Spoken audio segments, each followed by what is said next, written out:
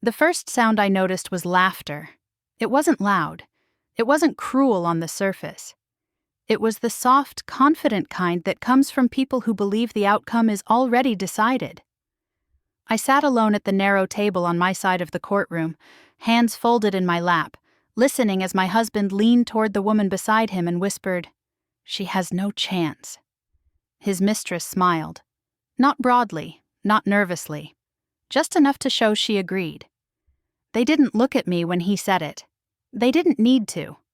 To them, I was already finished. The room smelled faintly of old paper and floor polish. Fluorescent lights hummed overhead. The benches behind us were filled with people who knew exactly where to sit and who to sit beside. His family had claimed the second row as if it were reserved. His attorney shuffled papers with the calm efficiency of someone about to close a file, not fight a battle. On my side, there was only me. No visible legal team, no whispered strategy, no reassuring hand on my arm, just my purse at my feet and the steady rhythm of my breathing. I could feel eyes on me now, curious, dismissive, pitying. This was the moment they expected tears, or anger, or a breakdown they could later describe as proof. I stayed silent. When the judge entered, the room rose and fell again in practiced unison. He didn't look at any of us at first. He sat, adjusted his glasses, and opened the file in front of him. The laughter died. The whispers stopped. Pages turned. He read longer than I expected, long enough for my husband to straighten in his chair, long enough for his attorney's pen to pause mid-note, long enough for the woman beside him to shift, just slightly, her smile tightening at the corners. The judge stopped on one page, went back, read it again. That was the moment I realized something no one else had yet. The only person in that courtroom who hadn't underestimated me was the judge. Everyone else had their reasons. From the outside, this hearing looked simple, clean, predictable, a woman who had stayed quiet for too long, finally losing the ground she never fought to keep, a husband with resources, representation, and a narrative polished by repetition. I could see it in how my husband sat, one ankle resting on the opposite knee, hands loose, shoulders relaxed. He looked like someone waiting for confirmation, not judgment. His attorney leaned in to murmur something, and my husband nodded once, almost bored. They thought this was a formality. The judge cleared his throat, and the sound echoed louder than it should have. He glanced up briefly, not at me, but at the opposing counsel. "Before we proceed," he said, "I want to clarify a procedural point." It was a simple sentence, ordinary, the kind that usually meant nothing more than a minor delay. My husband's attorney answered quickly, confidently, his voice smooth as if he'd rehearsed this exchange in advance. The judge didn't respond right away. Instead, he looked back down at the file, turned another page, then another. His finger traced a line of text slowly, deliberately, as if measuring something against memory. My husband shifted again. Just a fraction. Enough that I noticed. I didn't move. I didn't react. I had learned long before this day that stillness unsettles people who expect collapse. They mistook my silence for weakness because they'd spent years benefiting from it. What they never understood was that silence can also be preparation. The judge finally looked up. His eyes passed over my husband, his attorney, the woman beside him, the family seated behind them. Then, for the first time since he entered the room, his gaze landed on me. It wasn't warm. It wasn't cold. It was attentive. "Mrs. Hale," he said, using my name with careful precision, "before we move forward, is there anything you wish to add at this time?" Every head turned. This was the moment they'd been waiting for. The moment I was supposed to unravel, to over-explain, to plead. I could almost feel my husband's certainty pressing into the air between us. He didn't even look at me. He was already looking past me, toward the future he thought was secured. I met the judge's eyes and stood slowly, smoothing the front of my jacket out of habit, not nerves. "No, Your Honor," I said evenly. "Not at this moment." A flicker of surprise crossed more than one face. The judge studied me for a second longer, then nodded. "Very well." As I sat back down, I caught my husband's glance at last. It wasn't triumphant, it wasn't kind. It was puzzled, as if he couldn't quite understand why I wasn't playing my part. He still thought this hearing would end my story. He didn't know it was where I finally took control of it. Sitting in that courtroom, waiting for the judge to speak again, my mind drifted backward to a version of myself everyone there believed they understood. Years earlier, before I became someone people spoke for, I had a life that was quiet but solid. I was in my early 30s then, working in community development, the kind of job that never made headlines but kept cities functioning. I negotiated contracts, coordinated between departments, and resolved conflicts most people never even noticed. I had learned how to listen carefully, how to read what wasn't being said, and how to keep things moving without drawing attention to myself. At the time, I thought those skills would protect me. I met Andrew at a charity fundraiser hosted by a local foundation. It was the kind of event filled with polite conversations and practiced smiles, where everyone wore name tags and pretended not to scan the room for useful connections. Andrew stood out because he didn't try to. He spoke calmly, asked thoughtful questions, and never raised his voice. People gravitated toward him naturally. I mistook that ease for integrity. We talked for nearly an hour that night. He didn't rush the conversation or try to impress me. He spoke about his work, his family's long history in the area, and his belief in stability. He said he admired women who were grounded, who didn't need attention to feel secure. I remember feeling flattered by that, not realizing how carefully the compliment was aimed. When he invited me to dinner a week later, it felt intentional, not impulsive. Safe. By the time he introduced me to his family, I was already invested in the idea that this was a partnership built on mutual respect. The first dinner at his parents' home was formal, without being warm. His mother greeted me politely, assessing me with quick, practiced glances. His father asked questions that sounded casual but weren't. Where did I grow up? Who were my parents? What kind of work did I do exactly? I answered honestly, comfortably, unaware that I was being measured against a standard no one had bothered to explain. I passed, apparently. At least on the surface. Andrew's family valued order, tradition, clear roles. They liked me best when I fit neatly into the space they'd already imagined for me. I was praised for being reasonable, adaptable, understanding. Those words followed me everywhere, like labels gently pressed onto my back. Our marriage reflected that same quiet structure. We hosted dinners, attended events, made decisions together, or so I believed. When conflicts arose, I smoothed them over. When tensions surfaced within his family, I absorbed them. I handled logistics, communications, delicate conversations that required empathy and patience. Andrew thanked me privately, often enough that I believed it mattered. But slowly, subtly, the language shifted. Plans we discussed became plans he announced. Advisors we met together became his advisors. Documents arrived already prepared, my signature requested as a formality. Whenever I hesitated, Andrew reassured me with a calm smile. This was just how things were done. This was for efficiency, for stability. I didn't fight it, not because I didn't notice, but because every time I spoke up, the room changed. I remember one family meeting in particular. We were seated around a long table, discussing a future decision that directly affected my role and my work. I asked a simple question, one that anyone in my position should have asked. The silence that followed was immediate and uncomfortable. Andrew answered for me before I could clarify. He framed my concern as anxiety, not reason. His mother nodded in relief. Someone made a joke about me being thoughtful, perhaps too thoughtful. The conversation moved on without my input. Later, Andrew thanked me for being understanding. That word again. At the time, I told myself this was what partnership looked like in practice, that not every contribution needed acknowledgement, that patience would eventually be recognized. I had been taught all my life that consistency earned trust. What I didn't understand was that silence, repeated often enough, stops looking like grace. It starts looking like consent. From the outside, our marriage appeared balanced. Andrew's confidence grew, his influence expanded. I remained steady, dependable, always present but rarely central. People praised him for his leadership and me for my support, as if those were equal roles. They weren't. The first time I truly felt myself being erased, I didn't react with anger.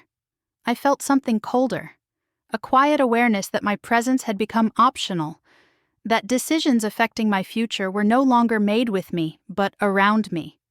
I stayed anyway. I stayed because I believed longevity meant security, because I believed loyalty would be reciprocated, because I feared being labeled difficult more than I feared being sidelined, and because I trusted that the version of Andrew I had married still existed somewhere beneath the structure he'd built. Sitting in that courtroom years later, watching him lean back with effortless confidence, I recognized the man he'd become as an extension of the system that had always supported him, a system that rewarded certainty and punished questions. They thought they knew who I was because they had spent years deciding who I was allowed to be. What they didn't know was that I had been paying attention. From the outside, our marriage looked effortless. People said it all the time, usually with a hint of envy. Andrew and I were described as steady, respectable, balanced. At social events, he was introduced as dependable and principled, the kind of man people trusted instinctively. I was described as supportive, grounded, low drama.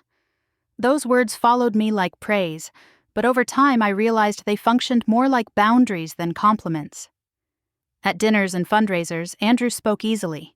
He told stories that framed him as thoughtful and decisive, someone who handled pressure well. I smiled at the right moments, filled in small details when asked, and redirected conversations when they drifted toward tension. People thanked me for making things run smoothly.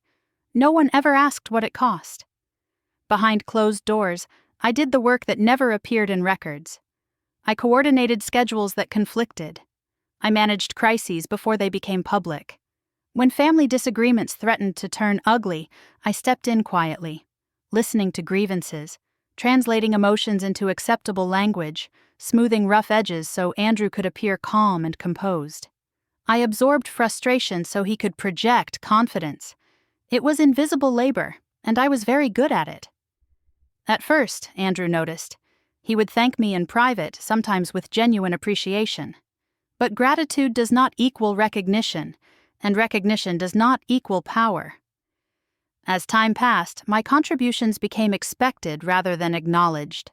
When things went well, it was attributed to his leadership. When complications arose, they were treated as minor inconveniences I could handle. Slowly, ours began turning into his. Decisions we once discussed together started arriving fully formed. Documents were presented as administrative necessities, their language dense and technical, their conclusions already reached. Andrew reassured me with practiced ease. He told me it was better this way, more efficient, that we didn't need to complicate things by revisiting settled matters. I trusted him longer than I should have, because trust had always been our foundation. Or so I believed. The shift was subtle enough that I couldn't point to a single moment and say, this is where it changed. Instead, there were patterns. Advisors who contacted him directly instead of both of us. Meetings scheduled without my knowledge, then summarized afterward as if my presence would have been redundant.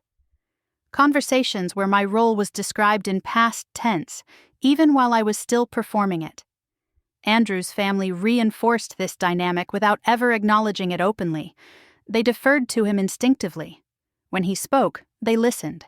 When I offered an opinion, they evaluated it. If I agreed, I was praised for being reasonable.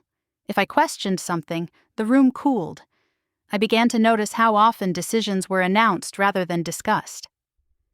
One evening stands out more clearly than the others. We were gathered in a formal setting, seated around a long table polished to a shine. The topic was important, one that would shape the next several years of our lives. I assumed my input was expected.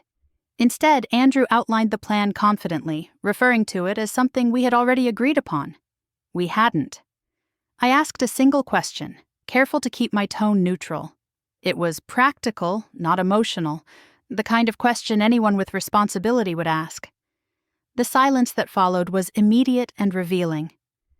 Andrew answered for me before I could finish clarifying. He reframed my concern as unnecessary worry, a sign that I was overthinking things. His mother nodded with visible relief. Someone chuckled lightly, as if to ease the tension. The conversation moved on without addressing my point. Later that night, Andrew thanked me for being understanding. That word again offered like a consolation prize. I didn't argue with him. Not because I didn't recognize what had happened, but because arguing would have required me to name it. And once named, it would have demanded a response he wasn't prepared to give. I told myself patience was the wiser choice, that marriages evolved, that not every season required equal footing. I told myself many things. What I couldn't ignore was the quiet realization settling in my chest. I was still present, still useful, but no longer essential. My role had shifted from partner to facilitator, from participant to buffer. I was there to make things easier, not to shape them. The world rewarded Andrew for his certainty. It rewarded his family for their cohesion. There was no language for what I provided, no title that captured the value of preventing conflict rather than winning it. And without language, there was no protection. I stayed because I believed endurance would be recognized eventually, because leaving felt premature, dramatic, unnecessary, because I feared the story that would be told if I challenged the narrative they had all agreed upon, and because, despite everything, I still loved the man I thought Andrew was. The first hairline fracture appeared quietly, the way truth often does. A comment that contradicted something I had been told before, a date that didn't align, a detail that lingered just long enough to make me uneasy. It wasn't enough to accuse, it wasn't even enough to confront. It was enough to remember. That night, lying awake beside a man who slept soundly, I realized something fundamental had shifted. I no longer felt confused. I felt alert. I didn't confront him. I started paying attention. It began on a day that should have been unremarkable. I arrived at Andrew's parents' house expecting a routine discussion, the kind we'd had countless times before. There was coffee on the counter, documents neatly stacked on the dining table, chairs already arranged. Everything looked normal, carefully prepared, and yet the air felt different. Conversations hushed when I stepped inside. Someone cleared their throat. Andrew glanced at me, then away, as if I were late to something I hadn't known existed. We sat down, and within minutes it became clear that a decision had already been made. Andrew spoke first, calm and measured, outlining plans with the confidence of someone reciting a conclusion, not opening a discussion. He referred to conversations I had never been part of. He used words like finalized and agreed. As he spoke, his family nodded along, relieved, almost grateful that things were settled. I waited for the moment someone would turn to me and ask for my input. It never came. The decision affected my work, my schedule, and my standing in ways that were impossible to ignore. It reshaped responsibilities I had carried quietly for years, and yet it was presented as a courtesy, something done in my best interest, something meant to protect me from unnecessary strain. I felt a strange stillness settle over me. Not shock, not anger, something colder and sharper. When Andrew finished, there was a pause, just long enough to signal closure. His mother smiled and said how sensible it all was. Someone remarked on how well Andrew handled these things. The room moved forward without me, conversation flowing as if I were an audience member, not a participant. Then it happened. A relative, distracted and unguarded, made an offhand comment. Just a sentence, really. Something about how this plan had been discussed weeks ago, how it was good that everything was finally being put into motion. The words landed heavily in the space between us. Silence followed, thick and unmistakable. Andrew's eyes flicked toward the speaker, sharp with warning. Someone laughed too quickly and changed the subject. Plates were adjusted, cups were refilled. The moment was smoothed over with practiced ease. But it was too late. I had heard it. For the first time, confusion gave way to clarity. This wasn't miscommunication. It wasn't an oversight. It was intentional. I wasn't being consulted because my agreement had already been assumed, or worse, deemed unnecessary. I spoke up then, quietly. I asked a question, simple, direct, respectful. I wanted to understand when these discussions had taken place and why I hadn't been included. I kept my voice even, my expression neutral, careful not to sound accusatory. The room changed immediately. Andrew answered before anyone else could. He framed my question as concern, not entitlement. He reassured everyone that I was simply processing the information, that I trusted his judgment. His tone was gentle, almost indulgent, the way one speaks to someone who doesn't quite grasp the bigger picture. His family relaxed. The tension eased. Someone nodded approvingly at his diplomacy. I sat there, present and invisible all at once. No one returned to my question. No one asked if I had more to say. The conversation moved on, lighter now, relieved to have restored order. I felt myself recede, not because I chose to, but because the structure of the room left no space for me to remain. Later, as people gathered their coats and said their goodbyes, Andrew's mother pulled me aside. She squeezed my hand warmly and thanked me for being so understanding. She said it was a relief to know I supported Andrew, that not everyone could handle the pressure of these decisions. I smiled. I thanked her. Inside, something closed. That night, alone in our bedroom, I replayed the afternoon again and again, the glances, the language, the speed with which my voice had been redirected. This wasn't the first time I had been spoken for, but it was the first time I saw the pattern clearly enough to name it. Decisions were being made around me, not with me, and they were being made by people who believed they had every right to do so. I began to understand why questioning the process had always felt uncomfortable in that family. Authority was inherited, not negotiated. Participation was conditional. You were either aligned or you were disruptive. I had spent years believing my role was to maintain harmony. I had mistaken accommodation for influence. I had believed that being indispensable behind the scenes would eventually grant me a voice. It hadn't. As the house grew quiet, I walked back through the rooms we had left earlier. The dining table was still set, papers neatly stacked where they had been all afternoon. Out of habit, I gathered them, intending to straighten up. As I lifted the pile, a folder slipped free and slid onto the floor. It wasn't addressed to me. I hesitated, then picked it up. The label was unfamiliar, the contents dense with language I recognized but had never been invited to review. Dates jumped out at me, names, references to meetings I had not attended. I didn't open it fully. I didn't need to. The weight of it in my hands was enough. I placed the folder back exactly where it had been and turned off the lights. My heart was steady now, my thoughts unusually clear. They thought I had missed it, that I would return to my role quietly, grateful to be spared the burden of decision-making.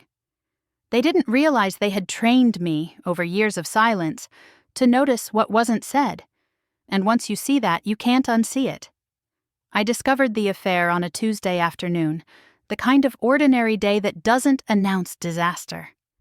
Andrew's phone lit up on the kitchen counter while he was in the shower. I wasn't snooping. I was rinsing a coffee mug when the screen flashed with a name I didn't recognize, and a message preview that stopped me cold. It wasn't explicit. It didn't need to be. Familiarity radiated from it, the kind built over time, not chance. My chest tightened, not with shock, but with a strange, hollow certainty. I set the mug down carefully. When Andrew came back into the kitchen, towel around his waist, I said nothing.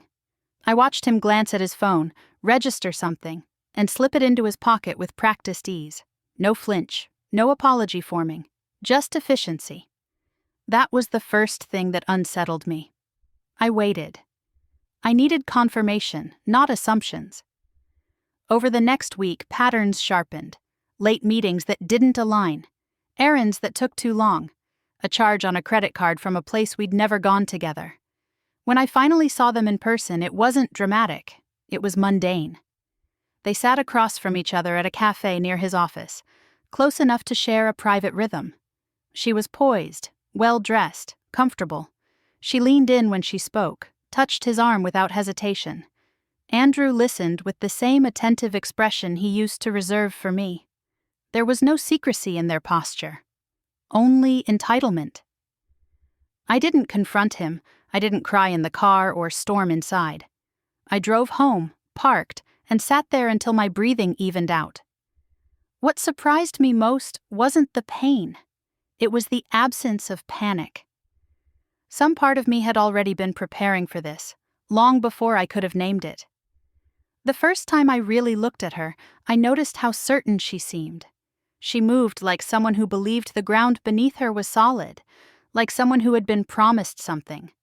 That certainty told me more than the affair itself. Andrew didn't act like a man afraid of being discovered. He acted like a man executing a plan. When I finally mentioned his absences, he didn't deny them. He didn't confess either. He explained, calmly, practically, as if he were updating me on a decision already made. He spoke about needing space, about transitions, about how these things happened sometimes. His tone was rehearsed, not remorseful. There was no shame in it. That was when I realized this wasn't a betrayal born of impulse. It was logistics. The conversation that followed confirmed it. Andrew talked about timelines with unsettling confidence, about arrangements that would be simpler once things were finalized. He referred to our future as something already settled, his language full of assumptions I had never agreed to. He spoke as if others were aligned, as if approvals had been granted elsewhere. I listened. I nodded. I asked nothing. Because suddenly, the affair felt almost secondary. What mattered was how prepared everyone seemed. When his family learned of the situation, there was no outrage, no disbelief, no demand for explanations. Their reaction was measured, almost restrained. His mother sighed and said these situations were unfortunate but sometimes unavoidable. Someone mentioned how important it was to handle things discreetly. No one asked how I was. No one questioned Andrew's choices. The woman was introduced carefully, at arm's length, as if her presence had already been negotiated. She wasn't welcomed exactly, but she wasn't rejected either. There was an ease to it that chilled me. Alignment without discussion. That was when the truth surfaced fully. She wasn't the real betrayal. She was a consequence. I began paying closer attention to her words, her assumptions. She repeated phrases Andrew used, echoed timelines he favored. She believed she understood the situation, but there were gaps in her knowledge so wide I could see through them. She thought she was stepping into a future that had been prepared for her. She didn't know what had been sacrificed to make room. I stopped seeing her as an enemy and started seeing her as someone being managed.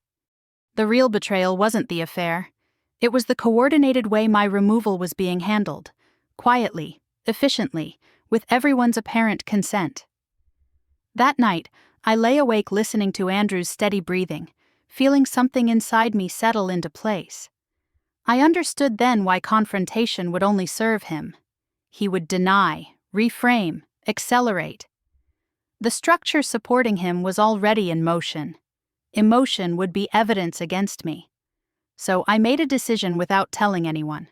I would not expose what I knew. I would not demand answers that would only alert them. I would watch. I would listen. I would collect facts instead of reactions. If they were already several moves ahead, I needed to understand the board better than they did. The next morning, I acted as if nothing had changed. I went to work. I answered messages. I smiled when appropriate. I let them believe their narrative was intact. Inside, I began separating what I felt from what I showed. Grief had its place. Rage had its appeal. But strategy required something else entirely. By the time Andrew left for another meeting that evening, I wasn't wondering if my marriage was ending. I was asking myself a different question. If they were willing to erase me so cleanly, what else were they hiding? And how long had they assumed I would never notice? I found the document by accident, which was the only reason it still existed where I could reach it. Andrew had left early that morning, rushing out with the distracted focus he'd adopted in recent weeks. I stayed behind, grateful for the quiet. I told myself I was cleaning, reorganizing drawers that hadn't been touched in years. It was something I'd always done when my mind needed order. That was how I justified opening the bottom cabinet in his study, the one that stuck slightly when pulled too fast. Inside was a thin binder wedged behind a row of old manuals. It didn't look important. No bold labels, no warnings. Just a neutral cover, worn at the edges, as if it had been handled often and then forgotten. I would have put it back if not for the date printed on the first page. It predated several conversations I remembered clearly. Conversations where Andrew had assured me certain decisions were new, still flexible, still open for discussion. My fingers tightened on the paper as I flipped the page, then another. The language was careful, precise in a way that immediately set my nerves on edge. Entire paragraphs dedicated to defining authority, consent, and representation. Clauses that seemed designed to protect someone from future objections, someone like me. I sat down slowly, the binder resting open on my knees, and read it again from the beginning. This time I wasn't skimming. I wasn't looking for betrayal or proof of an affair. I was reading for intent. What struck me first wasn't what was there, but what wasn't. A missing signature. An appendix referenced but not attached. Amendments mentioned but never included. It was incomplete, but deliberately so, like a map that shows only one safe path while hiding the others. Paper remembers what people pretend to forget. I tried to align the document with the version of events I'd been told over the years. It didn't fit. The timing was wrong. The rationale didn't match the explanations Andrew had given me. This wasn't a reaction to our marriage breaking down. It was preparation for it. My hands were steady as I closed the binder. I didn't confront Andrew when he came home that evening. I asked him how his day had been. I listened to his answer without interrupting. Later, after he'd gone to bed, I opened my laptop and began following the thread backward. Old emails, archived calendars, meeting notes saved under vague titles. I wasn't hacking or invading privacy. I was reviewing things I had once been responsible for, things I'd organized and then trusted others to finalize. Patterns emerged quickly once I knew how to look.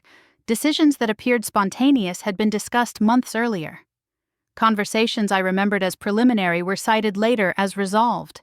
This hadn't happened suddenly. It had been staged. Then I saw the name. It appeared in small print, easy to miss if you weren't paying attention. An entity listed as a representative in one document, a consultant in another. The same name surfaced again 2 years later, attached to a recommendation that had shaped a major decision I'd assumed came from Andrew's advisors. I didn't recognize it. The next day, I asked about it casually, the way I used to ask questions before I learned how answers could be used against me. Andrew didn't hesitate. He gave me an explanation that sounded reasonable on the surface, something about legacy arrangements and external oversight. His tone was smooth, confident. Too confident. When I asked a follow-up question, his eyes flickered just for a second. He smiled quickly, filled the space with reassurance, and changed the subject. I let him. But the alarm inside me had already been triggered. I considered taking what I'd found to a lawyer. The thought hovered at the edge of my mind, tempting in its promise of clarity. But something stopped me. I didn't yet understand the full picture. Acting now would alert Andrew and everyone aligned with him. Whatever advantage I had came from being underestimated. Power belongs to the person who understands the timeline. So, instead of escalating, I tested a small assumption. A few days later, I reached out to someone I hadn't spoken to in years, a former associate who had been present during one of the earlier transitions I now questioned. I framed my inquiry as curiosity, nostalgia even. The response came back slower than usual, cautious in tone. When we spoke on the phone, there were pauses where there shouldn't have been, evasions that didn't match the simplicity of my questions. It was enough. I could feel the shift immediately afterward. Andrew became more attentive, more careful. He asked more questions about my schedule. He lingered in rooms longer than before, nothing overt, just enough to tell me I had crossed some invisible line. I understood then that I was being watched more closely. That night, I returned to the binder and read it again, this time with context. The affair, The family's calm acceptance, the rehearsed timelines, the missing documents. They weren't separate betrayals. They were parts of the same design. The affair wasn't the goal, it was the distraction.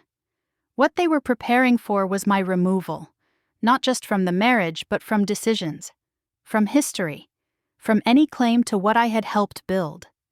A clean erasure, executed quietly, with paperwork ready to justify it. I sat there until the house was completely still, listening to the familiar sounds of a life I no longer recognized as safe. I wasn't reacting to betrayal anymore. I was countering a plan. They weren't just leaving me. They were rewriting me out of the story entirely.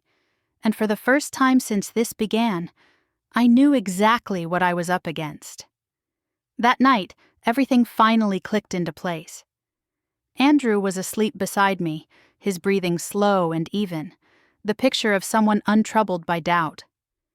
I lay awake staring at the ceiling, replaying every detail I had uncovered over the past weeks. The binder, the missing signatures, the rehearsed explanations, the way his family had reacted to the affair as if it were a logistical inconvenience rather than a moral rupture. For the first time, the questions stopped spiraling and lined up instead.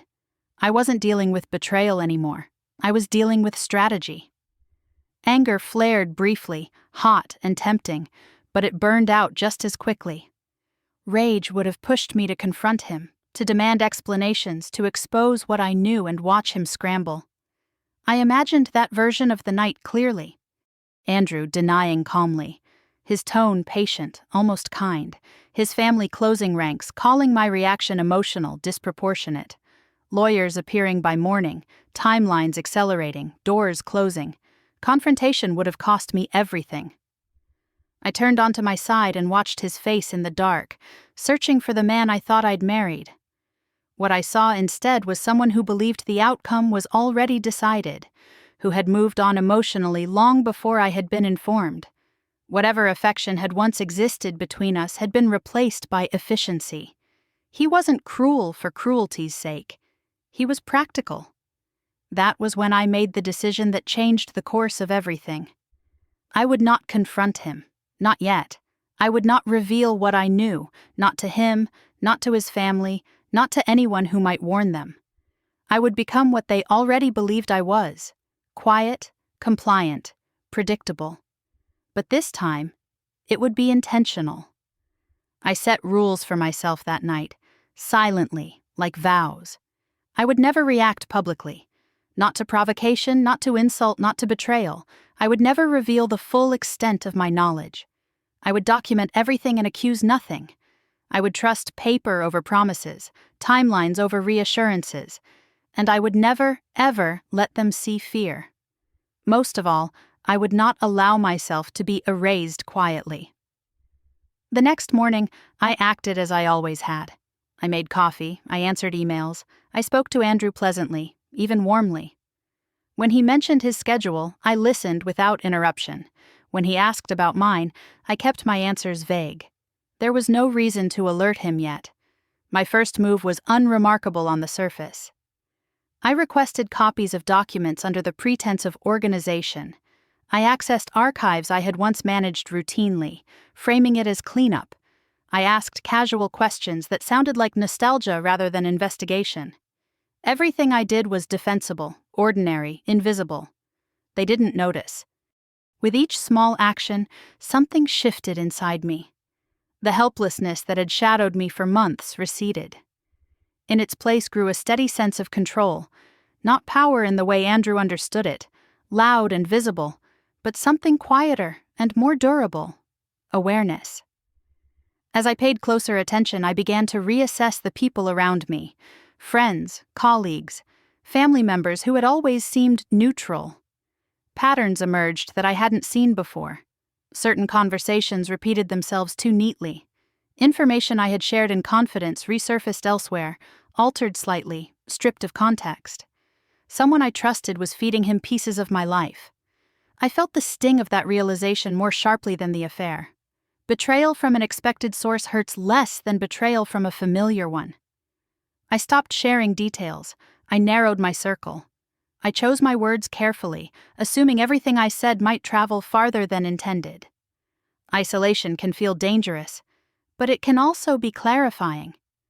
In that quiet space, one name kept returning to me. Someone Andrew's family rarely mentioned anymore. Someone who had once been close to their inner workings and then disappeared from conversations entirely. Years ago, I had accepted the story I was told about their departure. It hadn't seemed like my place to question it. Now, it felt like a missing piece. Reaching out to them carried risk. It meant reopening old wounds, potentially exposing my own. It meant stepping beyond the boundaries I had been trained to respect. I drafted a message late one evening, my fingers hovering over the keyboard. I deleted it, rewrote it, deleted it again. What if they warned Andrew? What if they refused to respond? What if I was wrong? The cost of not knowing was higher. I kept the message short, neutral, careful. I didn't accuse, I didn't explain. I simply asked if they would be willing to talk privately about something from the past. I read it over one last time, then pressed send before I could talk myself out of it. The wait that followed was agonizing. Hours passed. Then a full day. I went about my routine, my mind split between the present and the possibility I had just set in motion. I reminded myself that even silence would be information. When the reply finally came, it was brief. Yes. We need to be careful. My pulse quickened, but I kept my expression steady. I read the message again, then once more. There was no reassurance in it, no warmth, only caution. And beneath that caution, something else I hadn't expected. Recognition. Once I sent that message, there was no version of my life where I could pretend not to know the truth anymore. I had crossed a line that couldn't be uncrossed. Whatever came next would require patience, precision, and restraint. Andrew and his family still believed they were several steps ahead. They had no idea I was no longer playing the role they'd assigned me. And for the first time since this began, I wasn't afraid of what came next. The reply came faster than I expected. It was short, careful, and devoid of pleasantries. They agreed to meet, but only under conditions. A public place. No phones on the table, no emails, no follow-ups, no paper trail. The tone told me everything I needed to know. This wasn't curiosity on their part. It was risk. I understood immediately that they already knew more than I did. We met 3 days later at a small cafe halfway between our neighborhoods, a place busy enough to blend into and forgettable enough to disappear from memory. I arrived early and chose a table with a clear view of the entrance. Old habits surfaced easily when I needed them. When they walked in, I almost didn't recognize them. Time had altered their posture more than their face. They moved cautiously now, scanning the room before committing to a direction. When they saw me, their expression tightened briefly, then settled into something guarded but resolute. We exchanged a brief greeting, nothing more. They sat down and placed their phone face down on the table. I mirrored the gesture without comment. For a moment, neither of us spoke. This person had once been close to Andrew's family, trusted, consulted, included in conversations that shaped outcomes. Years ago, their name had come up often, spoken with respect. Then, just as suddenly, it stopped appearing at all. When I'd asked about it back then, I'd been given a vague explanation, a difference of vision, a mutual decision. I'd accepted it without question. Now, sitting across from them, I saw the cost of that silence etched into the lines around their eyes. "You shouldn't have contacted me," they said quietly. "I know," I replied, "but I did." They studied me for a long moment, as if weighing whether I was worth the risk. Finally, they leaned back slightly and exhaled. "You've seen something," they said. It wasn't a question. I nodded. I didn't elaborate. I didn't need to. Their jaw tightened. "Which part," they asked, "made you realize it wasn't an accident?" That was when I asked my question. It was precise, tied directly to the document I'd found, to the name that shouldn't have been there, to the timeline that didn't align. The moment the words left my mouth, their reaction told me everything. Their shoulders stiffened. Their eyes flicked toward the window and back again. "You shouldn't know about that," they said. Silence stretched between us, heavy and unmistakable. "There's no safe way to explain this," they continued finally, "and once you hear it, you can't unhear it. If I tell you, it changes what you're willing to accept." "I'm past that," I said. They studied my face again, then nodded once, as if reaching a decision.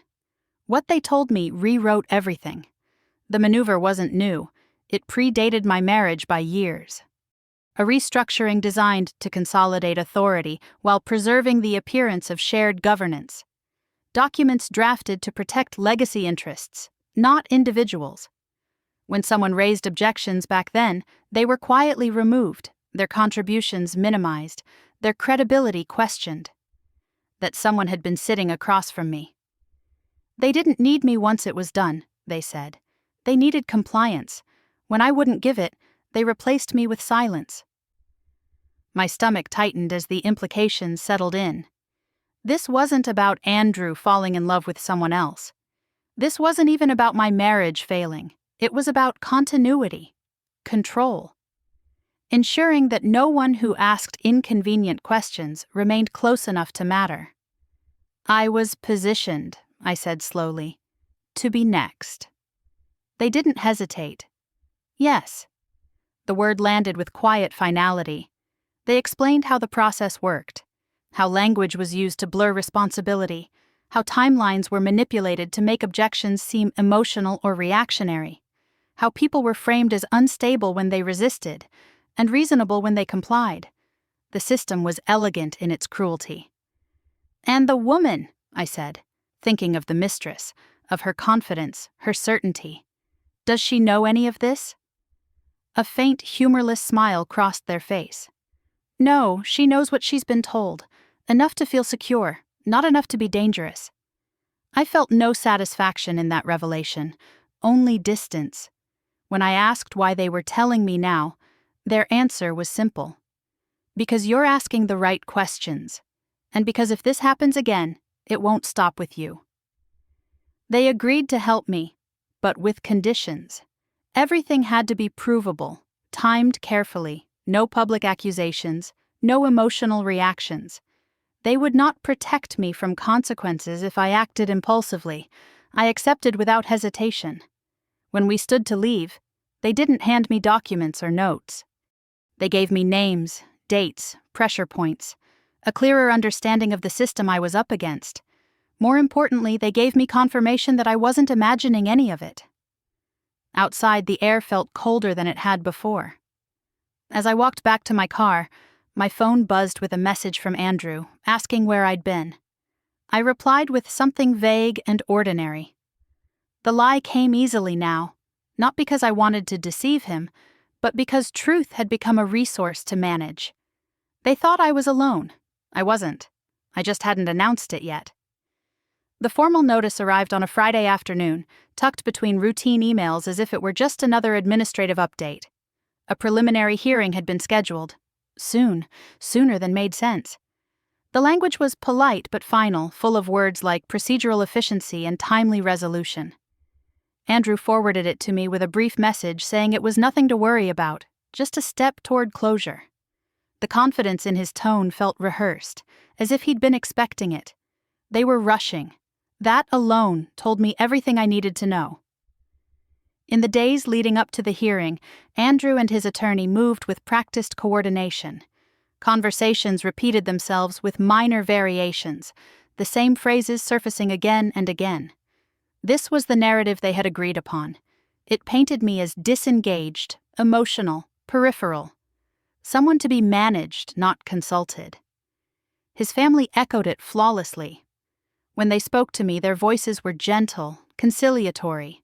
They urged me to be practical, to think about the future, to avoid making things harder than necessary. It was the same pressure I'd felt for years, just sharpened now by urgency.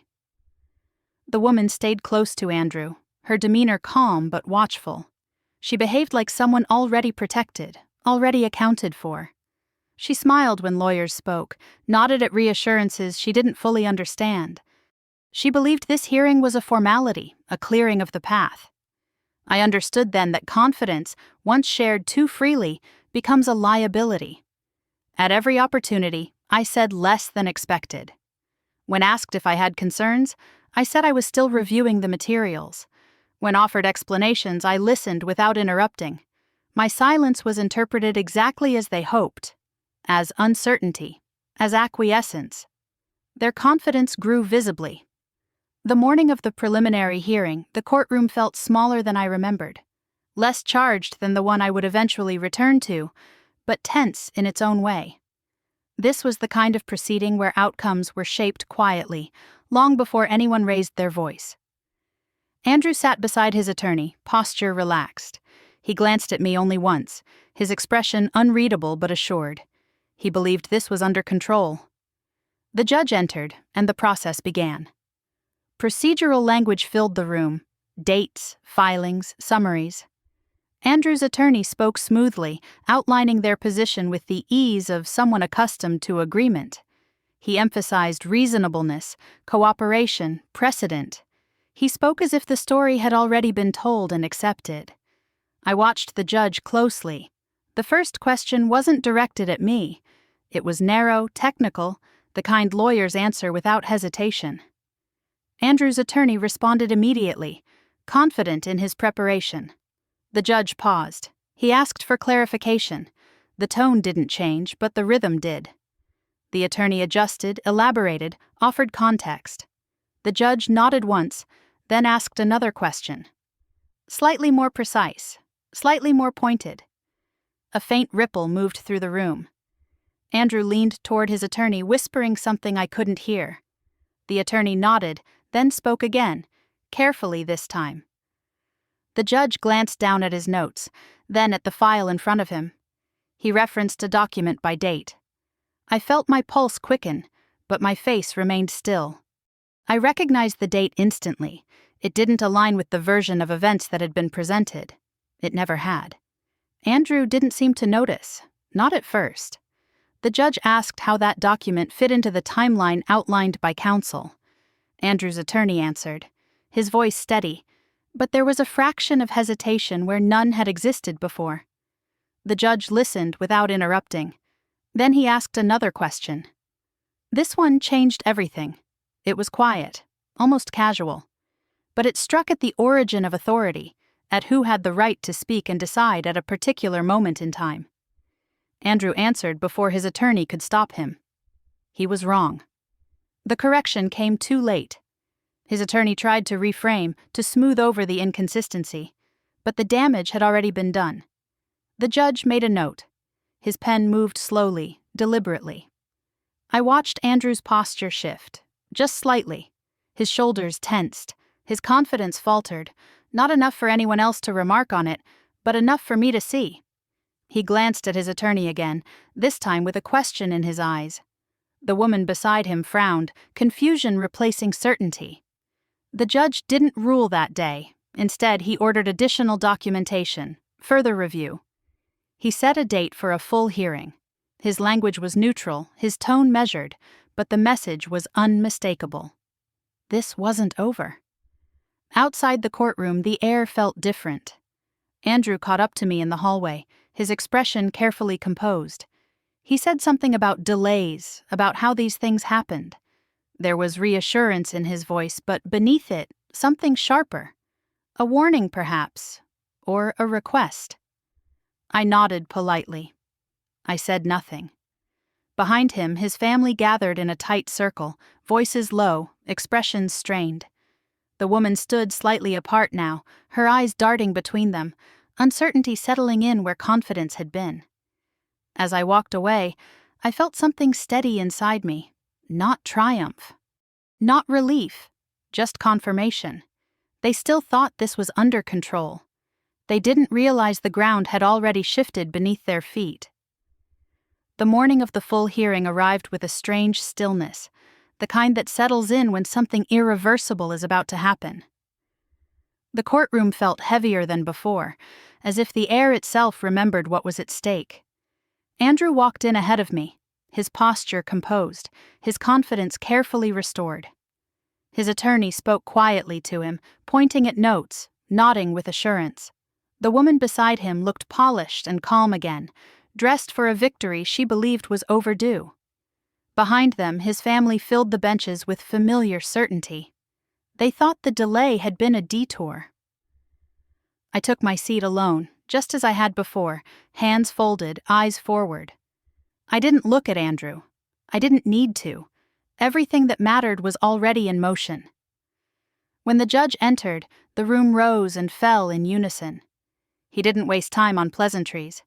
He adjusted his glasses, glanced at the docket, and motioned for counsel to proceed. Andrew's attorney stood first.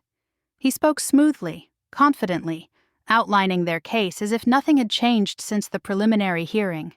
He framed Andrew as the stable party, the reasonable one, the architect of continuity. He described me as peripheral, emotional, uninvolved in the decisions that mattered. His tone was measured, professional, almost sympathetic. I was being erased in real time. As he spoke, I noticed the woman relax, her shoulders easing, her mouth curving into a small smile. Andrew leaned back slightly, reassured. This was the argument they had rehearsed, the version of events that had served them well for years. The attorney concluded with a flourish, emphasizing precedent and efficiency.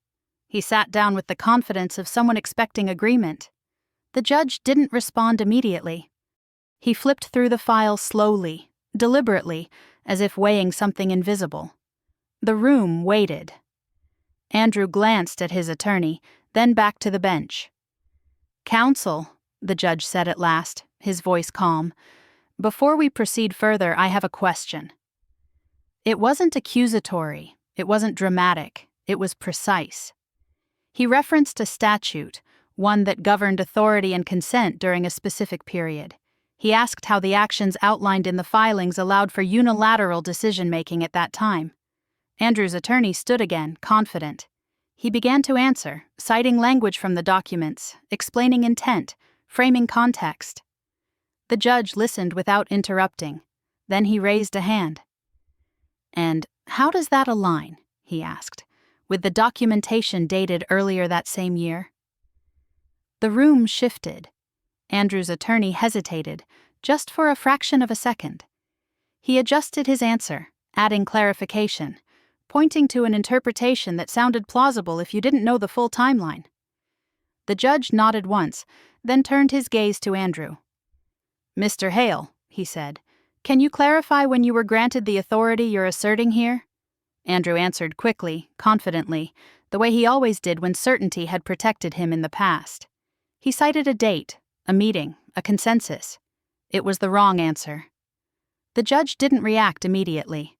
He simply looked back down at the file, then at another document placed beside it. His finger traced a line, then another. "No," he said quietly. "That authority could not have existed at that time." The words landed softly, but their impact was immediate.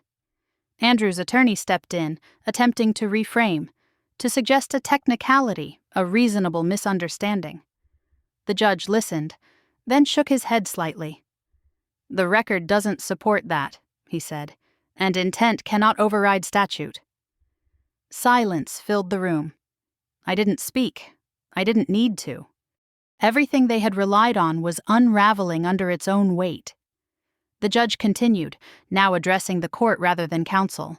He spoke about process, about safeguards designed to prevent exactly this kind of overreach, about the importance of consent, not as a courtesy, but as a requirement. As he spoke, I watched Andrew's composure fracture. His jaw tightened. His foot tapped once against the floor before he caught himself. The woman beside him turned, searching his face for reassurance that didn't come. His family leaned closer together, their confidence giving way to calculation. The judge reached his ruling without drama. He invalidated the actions taken without proper authority. He ordered a suspension of the arrangements Andrew had assumed were settled. He mandated independent review and restored my standing in matters where I had been excluded. The language was measured, the tone neutral, the outcome devastating. Andrew's attorney gathered his papers too quickly, avoiding eye contact. Andrew stared straight ahead, his expression unreadable but strained. The woman's face had gone pale, confusion overtaking whatever certainty she'd brought with her. The judge concluded with a sentence I will never forget. "This court does not reward efficiency achieved through erasure," he said. "Silence is not consent, and authority cannot be assumed simply because it went unchallenged." He struck the gavel lightly. Court was adjourned.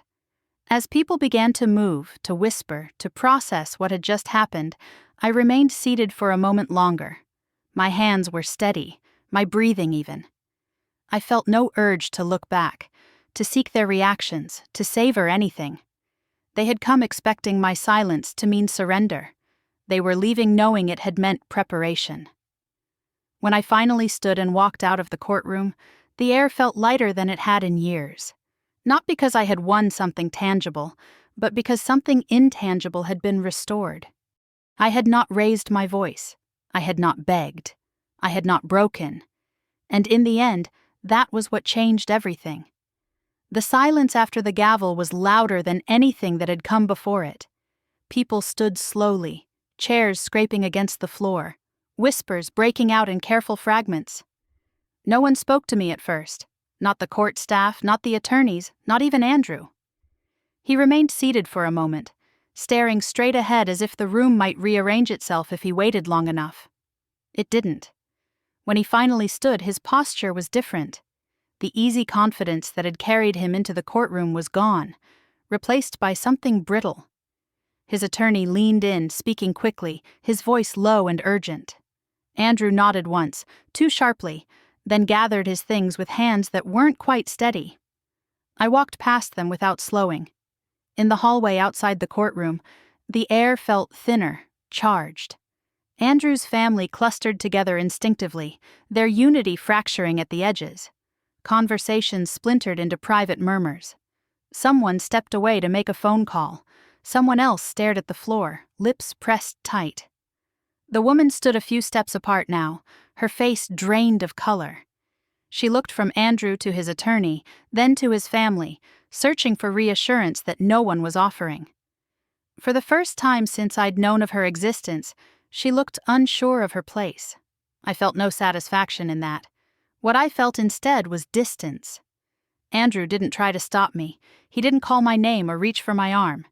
He watched me go with an expression I couldn't read, as if he were finally seeing me clearly and realizing it was too late to adjust. Outside, the afternoon sun was brighter than expected. I paused on the courthouse steps, breathing in slowly, letting the weight of the room fall away. My phone buzzed almost immediately. I didn't check it. I already knew who it would be. By the time I reached my car, the calls had multiplied. Andrew's attorney, a number I didn't recognize, then another.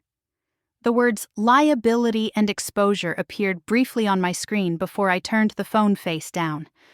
I understood enough to know that the ruling had reached beyond our marriage. The systems that had protected Andrew were now examining him with a different lens.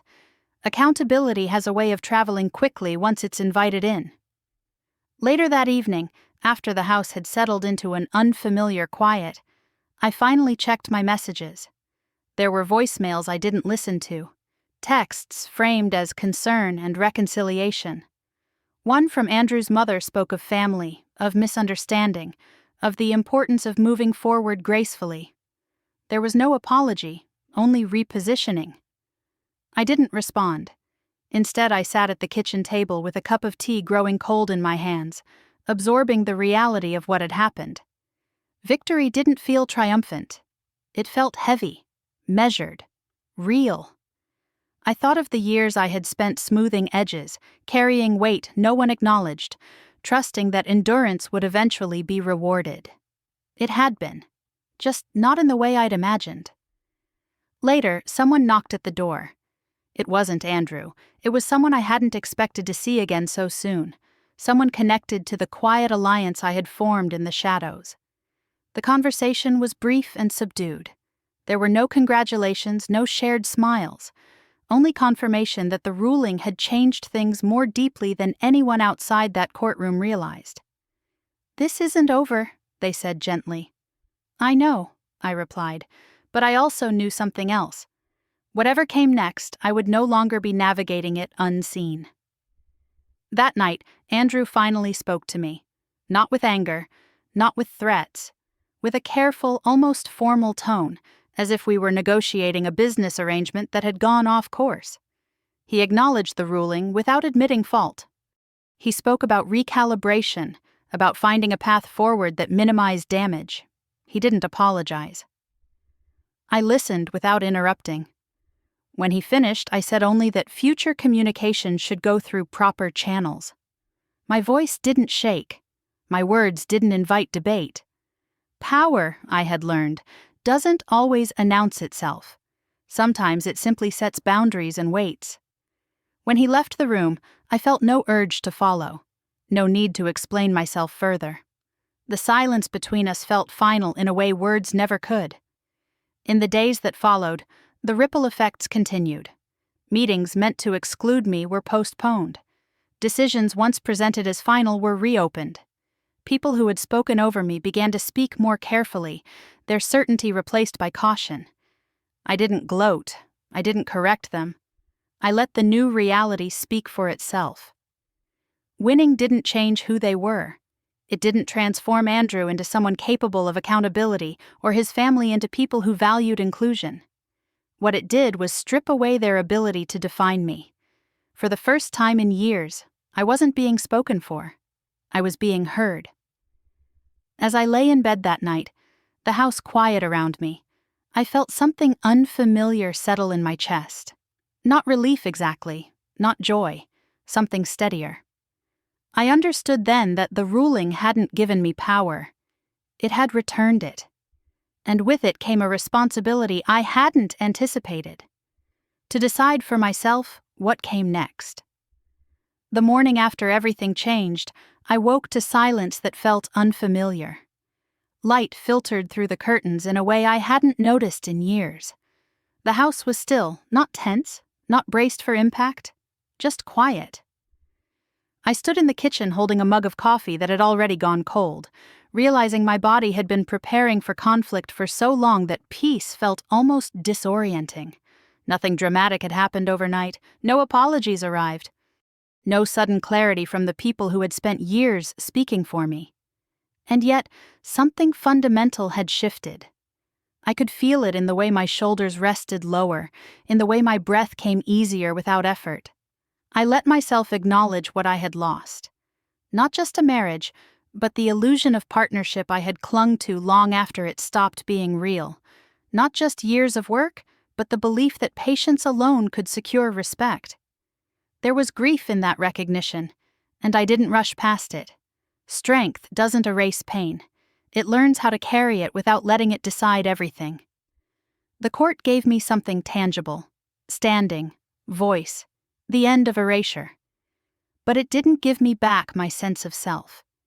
That part had to be reclaimed quietly, in private moments like this one, where no one was watching and no performance was required. I thought about how often I'd been told I was too sensitive, too cautious, too quiet. How easily those labels had been used to minimize questions that made others uncomfortable. Sitting there, I understood something with sudden clarity. I had never been too much. I had simply been inconvenient. Later that week, I crossed paths with Andrew one last time, briefly, in a neutral space where neither of us had control. He looked different. Smaller somehow, less certain of the ground beneath him. We exchanged polite words, nothing more. There was no confrontation, no satisfaction in his discomfort. I felt removed from it all, like someone observing a chapter that no longer belonged to them. Distance, I realized, is its own kind of closure. The version of me who stayed silent to be liked did not survive this process. Neither did the woman who believed endurance would eventually be rewarded. In her place was someone calmer, more observant, less willing to explain herself to people committed to misunderstanding her. Silence, I had learned, is only weakness when it's unchosen. I didn't tell this story because I wanted sympathy or validation. I told it because erasure thrives in quiet spaces, because I know there are people listening who recognize pieces of themselves in these moments. People who have stayed silent not because they lacked strength, but because they were surviving systems that rewarded compliance. If that's you, I want you to hear this clearly. You are not invisible. You are not unreasonable for noticing what others ignore. And you are not weak for waiting until the right moment to speak. Justice doesn't always arrive with raised voices or dramatic declarations.